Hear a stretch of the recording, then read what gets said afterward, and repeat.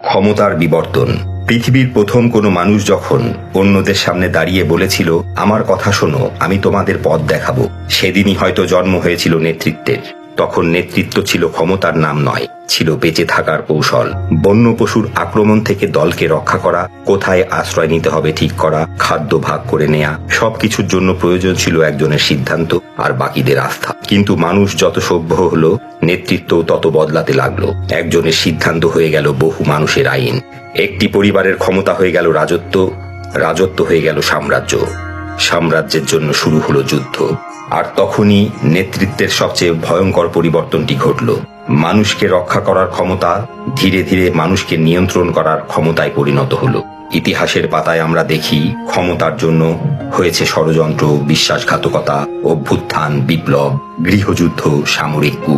কেউ ক্ষমতায় এসেছে মানুষের মুক্তির প্রতিশ্রুতি নিয়ে, কেউ এসেছে বিপ্লবের নামে, কেউ এসেছে ধর্মের নামে, কেউ এসেছে জাতীয়তাবাদের নামে। কিন্তু ইতিহাস বারবার একটি নির্মম প্রশ্ন করেছে, ক্ষমতা পাওয়ার পর ক্ষমতাবান মানুষটি কি আগের মানুষটিই থাকে?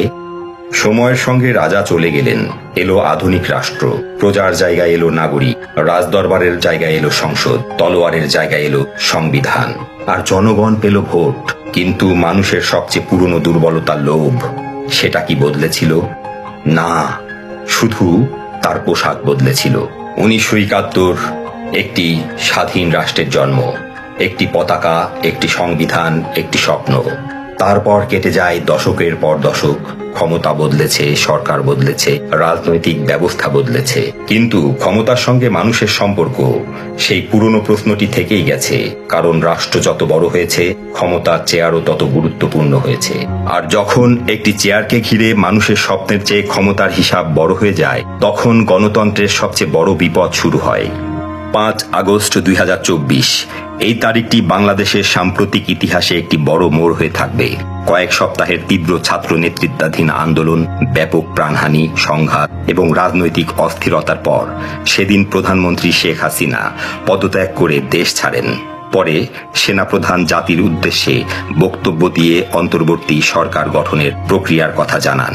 কেউ দেখেছিল এটিকে মুক্তির মুহূর্ত হিসেবে, কেউ দেখেছিল রাষ্ট্রের ভয়াবহ ভাঙনের মুহূর্ত হিসেবে, কেউ দেখেছিল বহুদিনের জমে থাকা ক্ষোভের বিস্ফোরণ হিসেবে। কিন্তু ইতিহাসের সবচেয়ে কঠিন কাজ হলো একটি ঘটনার মধ্যে শুধু বিজয় বা পরাজয় না দেখে তার ভেতরের মানুষটিকে দেখা। কারণ ক্ষমতা হারানো একজন নেতার গল্প যেমন ইতিহাসের অংশ, তেমনি ক্ষমতার পরিবর্তনের পর মানুষের হাতে থাকা সেই ক্ষমতার গল্পও ইতিহাসের অংশ।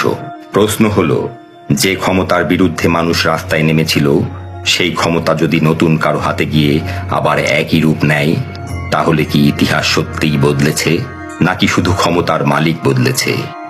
হাজার হাজার বছর আগে একজন নেতা মানুষের জীবন বাঁচাতে নেতৃত্ব নিয়েছিল। আজকের পৃথিবীতে একজন নেতা কোটি কোটি মানুষের জীবনের সিদ্ধান্ত নিতে পারেন। তাই নেতৃত্ব যত বড় হয়েছে, তার নৈতিক দায়িত্ব তত বড় হয়েছে। ক্ষমতা মানুষের জন্য নাকি মানুষ ক্ষমতার জন্য? এই প্রশ্নের উত্তর কোনো একক নেতার কাছে নেই। এর উত্তর দিতে হয় একটি জাতিকে। কারণ ইতিহাসের সবচেয়ে ভয়ঙ্কর অধ্যায়গুলো সবসময় কোনো একজন মানুষের হাতে শুরু হয় না। কখনো কখনো একটি সমাজ যখন ক্ষমতার কাছে নৈতিকতা হারিয়ে ফেলে, তখনই সেই অধ্যায়ের জন্ম হয়। 5 আগস্ট 2024 হয়তো একটি সরকারের পতনের দিন, কিন্তু তার চেয়েও বড় অর্থে এটি বাংলাদেশের সামনে আরেকটি প্রশ্ন রেখে গেছে। আমরা কি শুধু নতুন নেতৃত্ব চাই, নাকি এমন একটি নেতৃত্ব চাই যেখানে চেয়ার মানুষের ওপরে নয়, মানুষই চেয়ারের ওপরে থাকবে? কারণ নেতা বদলানো সহজ, ক্ষমতার চরিত্র বদলানোই আসল বিপ্লব।